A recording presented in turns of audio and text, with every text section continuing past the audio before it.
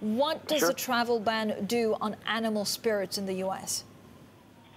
Well, look, I don't think it's going to have a particularly negative effect on the way people think about the U.S. market. I mean, you do have a number of CEOs, particularly in the tech community, that have been pretty outspoken in opposing it. But it's really much more fundamental, in my view, about what a Republican Congress and president can do to make the U.S.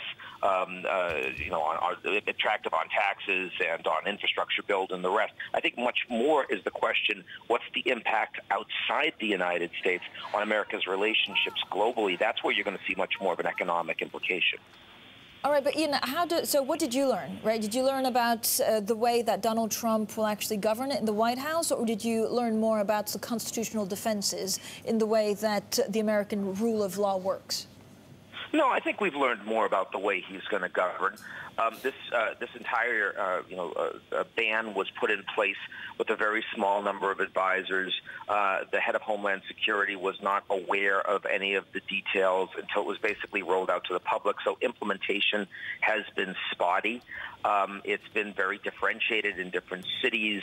A lot of people not knowing exactly what the rules are. That's been true specifically around green card holders who are or are not included in the ban. It's also been in terms of the reaction to the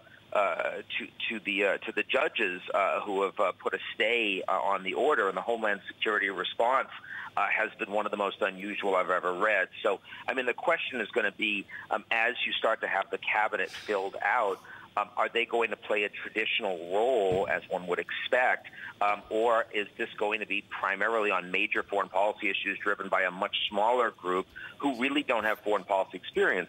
That was a big problem for Obama when he first came in with, a very strong cabinet, but people around him like Valerie Jarrett, Ben Rhodes, who didn't trust the establishment and frequently made mistakes. Now, at least with Obama, he was pretty relentlessly analytic, so he wants to be educated himself on these issues. In the case of Trump, you not only have the group around him that doesn't have the experience, but you also have Trump himself that really has no background to know what the implications of these policies are going to be. Ian, the White House also defended putting Steve Bannon on the National Security Council. What does that mean?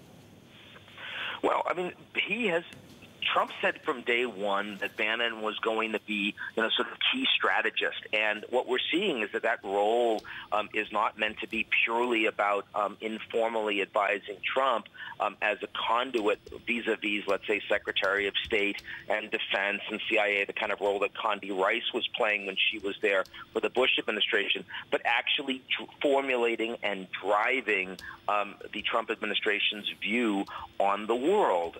And in that regard, it's extremely unorthodox to have Bannon in that position, but it's not surprising in the context of the way Trump campaigned. Again, what we see is that Trump's promises and grandiosity and outside of conventional wisdom on virtually every issue around governance when he campaigned is the way, at least to begin with, that he intends to actually govern. I think the most important implication of Bannon being in that role is that the United States is clearly going to be much more proactive in supporting nationalism across continental Europe. This is going to matter for the French elections, in my view. Ian Bremmer, help me here with what I've seen in the last 12 hours. Good morning. Bring up the chart again. This is the White House Gov site where they've dropped the judicial branch completely out. The day before, executive, legislative, judicial, and I don't know if you're aware of this, Dr. Bremmer, but they eliminated the judicial branch. I want to know, Ian Bremmer, what Americans should expect from the Secretary of Defense and the Secretary of State designate in the next 48 hours. These guys got to walk in the office as the adults in the room. How should they respond?